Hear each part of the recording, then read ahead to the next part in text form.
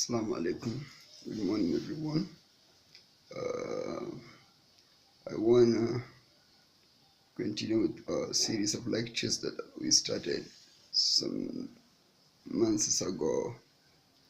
If we can remember that our topic of discussion was marriage, its legislative and institutional development, how it all started from the time of Adam down to the time of Abraham, Jacob, Moses. In fact, we have stopped where Prophet Jacob. We made an example of how Prophet Jacob got married to two sisters. At that point in time, a man was allowed to get married to two full blood sisters.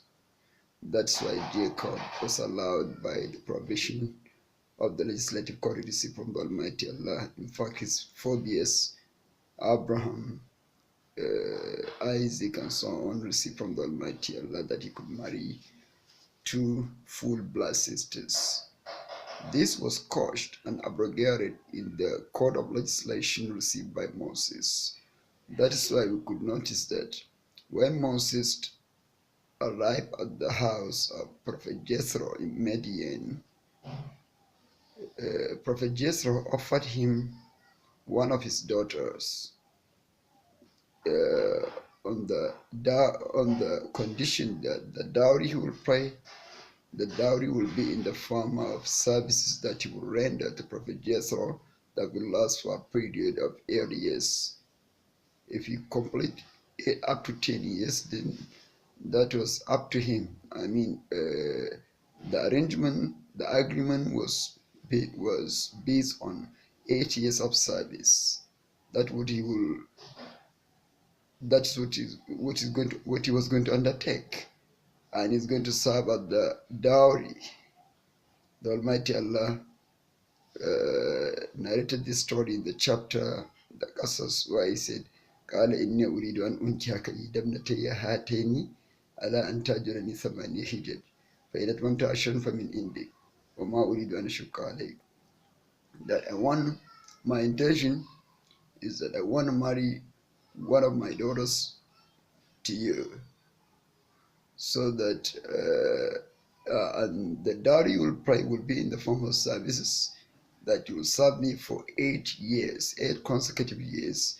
فإن أتممت 10, if you on your own you decide to complete it up to 10 years, then that is up to you. But I don't want to make things difficult for you. And that was the agreement. And Prophet Moses obliged. He agreed. Then he got married to one of the daughters of Prophet Jethro.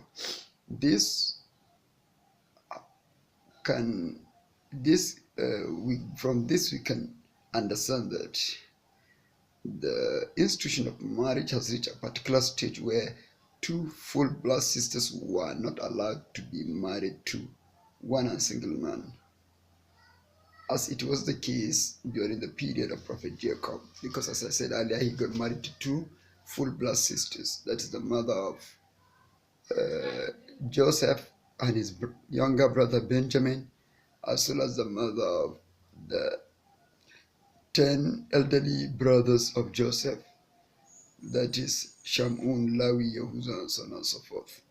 So we can appreciate the progressive development of the institution of marriage when it started from the time of Adam down to this stage. Then the Torah of Moses stood out as the most significant code of legislation for the entire prophets of Israelites, right from Prophet Moses down to Prophet David, his son Solomon, as well as Zechariah and his son John.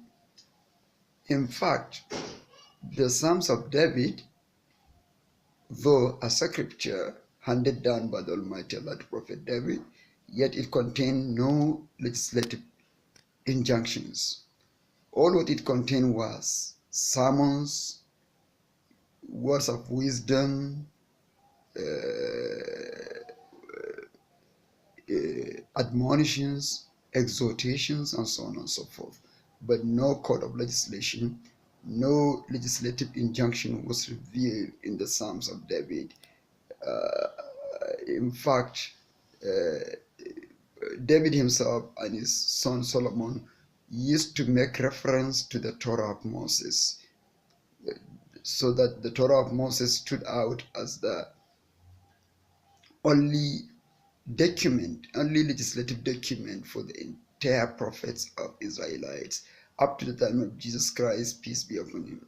It was during the time of Jesus Christ that when the Bible was sent down, then a new code of legislation was given by the Almighty Allah so as to provide for certain things that were forbidden in the Torah. I think probably this is the time factor we have to stop here.